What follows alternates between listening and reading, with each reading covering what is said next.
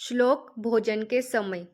यज्ञशिष्टानशीना संतो मुच्यन्ते सर्वकिल्बिषे भुज्यन्ते ते त्वगं पापा ये पचन्त्यात्मकारणात् यत्करोषि यदश्नासि यज्जुहोषि ददासि यत्तपस्यसि कौन्तेय यत्कुरुष्व मदर्पणम् अहं वैश्वानरो भूत्वा प्राणिना देहमाश्रित प्राणापानसमायुक्त पचन्म्यन्नं चतुर्विधम्।